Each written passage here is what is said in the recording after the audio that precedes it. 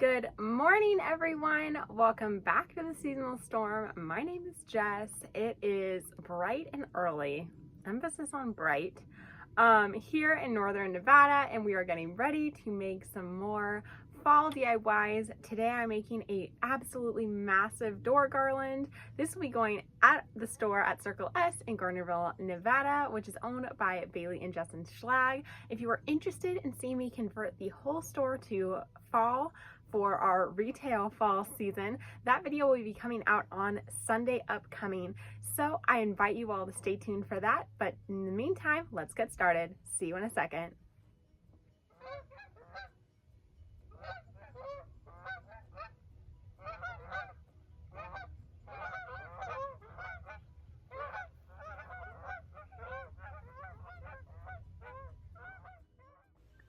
Today's video is a more traditional take on fall or harvest. This DIY can carry us all the way from early fall well into Thanksgiving if it suits your style. I'm really excited to share this one with you as most products are either thrifted or I already had. Okay, so we're gonna start not with fall garland, but with Christmas garland. I got this one. It originally retails for $4, but I got this one for $2.50 at the thrift store. This was distributed by Walmart. I'm pretty sure they don't sell this for $4 anymore. I think they sell it for like maybe $6. This is a huge 12-foot non-lit garland. And if you watch creators like Ramon at Home or Olivia from Olivia's Romantic Home, they love to use garlands like these as workable bases for all seasons for these huge over-the-top garlands. So that's what we're gonna do. So we're gonna go ahead and open this guy up. And obviously when you first take one of these out, this is very sparse. You know, we're not really gonna see Christmas. But this is a great base to anchor the rest of our garland and our ribbon and our mesh to. Like I said, this is 12 feet long, so this is plenty big to go up and around the door and then come down a good ways on either side. So I'm gonna get this set up on my display back here and we'll get started. So as you can see or not see, because we haven't fluffed it out, it looks just dingy. So we're going to take all these bristles and we're going to pull them all out and apart, and that's because we're going to be anchoring our larger garland pieces, our mesh, our pumpkins, all that good stuff to this. So if you're following along, I want you to grab your bristles and pull them apart, and we're going to pretty much be using these as twist ties. So I'm going to go ahead and do this whole thing and we'll be right back.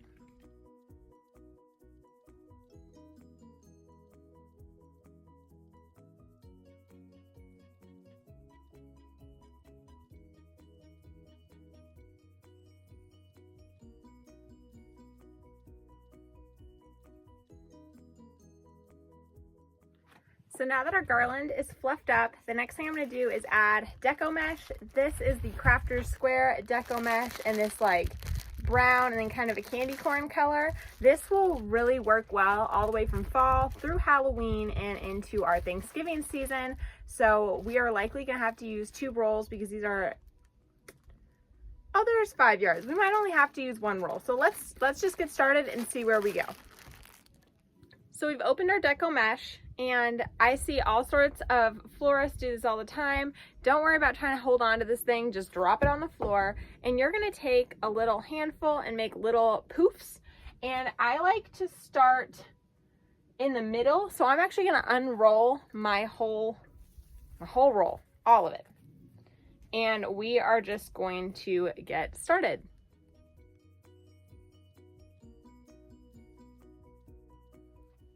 Okay, so my camera missed me doing most of this Deco Mesh. We're going to try to get this one to show you the pillowing method, and I'm going to be reusing some craft supplies from last year. So I took apart an old pumpkin wreath and I grabbed this little light, delicate orangey mesh, and we're going to do our pillows, but instead of anchoring them to the same spots, I'm going to anchor in between so we have some contrast going on. So let's get started on that step.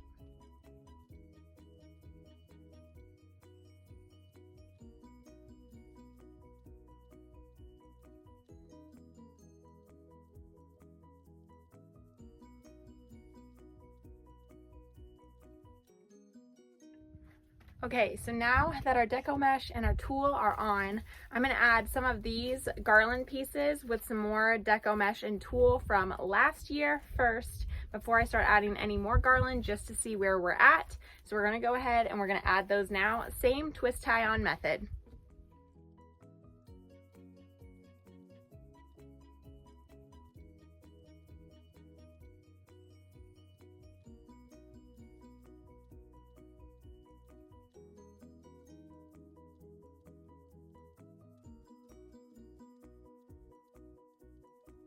So we have a slight gap coming up here above the top, and that's where it's going to cross over the doorway. So I'm going to take this garland that has a few little gourd and pumpkin details on it and just a touch more of some Deco Mesh and help fill that section in. So we're going to get to that now.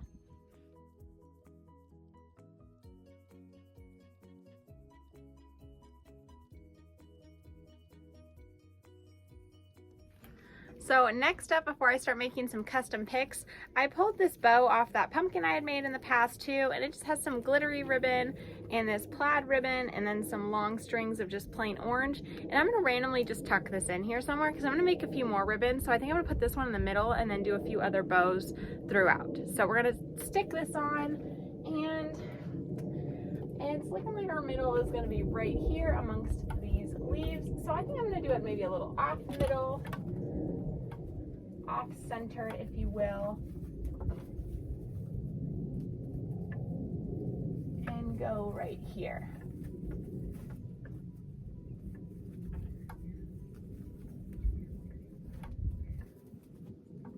Now, because this will be in the doorway, I might have to cut those tails, but we'll have to see.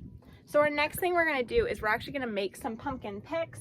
And I have this little barrel full of some pumpkins I got at the thrift store. These were 49 cents each. However, they're just like the ones from Walmart. And so we're gonna pull all the price tags off and we're gonna make some picks out of these. So from previous videos, I always talk about that when I pull stems off, or not stems, when I pull flowers off my pick stems, I keep all of the stems and I use everything, the leaves, all of it. So these are a bunch of empty stems, and we're gonna just start taking these apart and adding some of our pumpkins to these. So I've got one stem here, and I've got my scissors.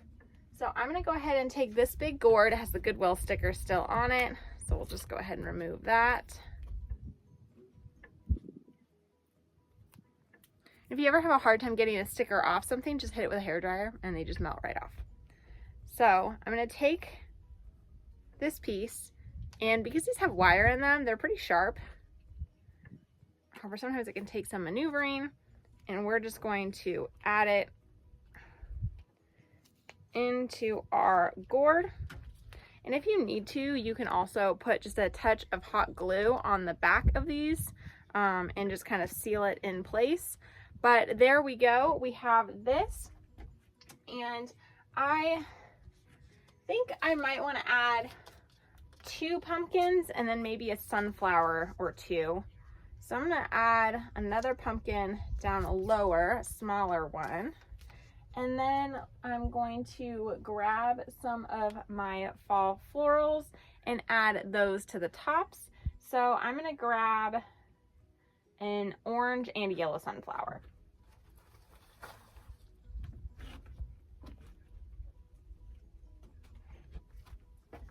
So just like that, we have one of each. And you have a whole new floral pick ready to go. So where we've got these big gaps in between our big pillows, I'm gonna add these. So first I'm gonna pull this off, and I'm gonna tuck most of that wire behind, and see how that just kind of peeks out just like so.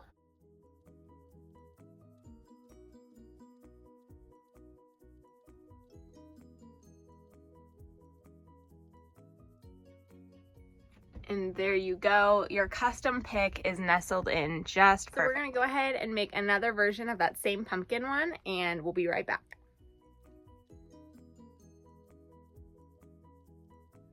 And here's a close-up of that second one. Instead of doing a yellow sunflower, I did a I don't think it's a mum, but just another yellow flower. And there's both of our little custom picks on top of our giant garland. Now you might notice behind me I took the bow down, and that's because I decided with our last little 49-cent pumpkin, I wanted to do a really big one in the middle using some of these 2 for $1 corns from Dollar Tree. So based on weight, I'm not sure how this is gonna go. I don't know if you guys can hear that. They're running big equipment again. So I am going to take a pick, I've folded it in half, and I'm gonna spread it out like this, so it's kind of like this weird little funky shape. And I think I'm actually going to bring 1 straight forward and 3 out. So if you can see that, it's shaped like this. I'm gonna put my pumpkin dead in the center, and I might wanna cut this down. So let's start with that. Oh man. Probably should be using some wire cutters, but oh, nope, we got it, okay. So we're gonna take our pumpkin, and we're going to put our pumpkin in the center. And it's okay if it doesn't go all the way down to your base. You want it to have a little bit of, you know, ability to be moved, and you can always squish it down some more. So we got our pumpkin in the middle, great. Next, we're gonna take our corns. I'm gonna use these yellowy corns. I thought about, maybe I'll use one of each, I don't know. I actually have not taken any of these out of the package yet this year. So it is a foam base with these little beads on top, and then a little bit of like raffia at the side. And I think we're gonna just go ahead and poke this straight through.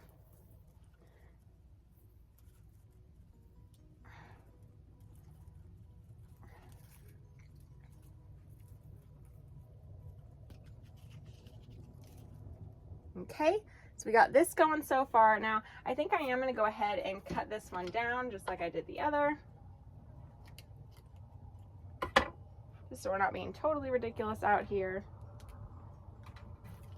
And we're gonna try that one more time and see how it looks. Oops. Yeah, looking way better. And then I don't know if you guys can tell what I'm gonna be doing here. So let's cut down our other side.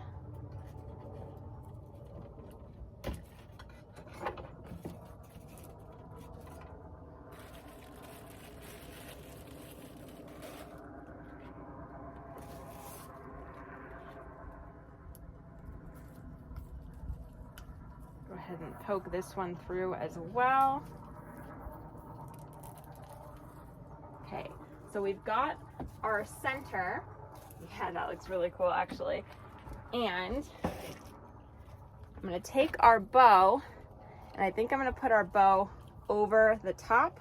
So I'm gonna try to attach this where some of the ribbons go behind the corns and some of them come in front.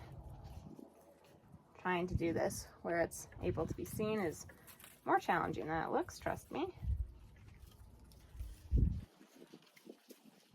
Because this porch is pretty protected from the wind, I'm not really worried about it.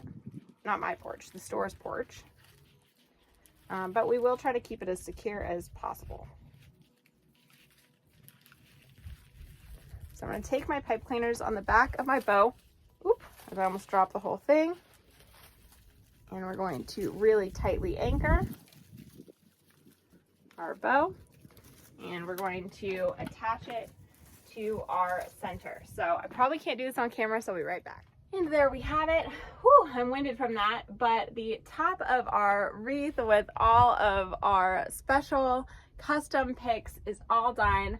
Now we're just gonna add a few touches here and there, and then we'll be good to go. Okay everyone, and here is our finished product. You can see obviously at the top our custom big picks, but as we back out, we have lots of little hits of raffia and some little mini pumpkins throughout. You really can't see a ton of that green garland anymore, but even if you can, it's okay, because I live in mountain country and we do still have evergreen trees throughout the year, so this just really blends in beautifully. I'm really excited to have a piece that, even though it's fully done, has spaces still available for me to add some touches of Halloween for the front of our store. If you liked this video and are interested in seeing more in the future, please consider liking it, subscribing, and commenting down below what other craft DIY projects you want to see me make. I'll see you in the next one.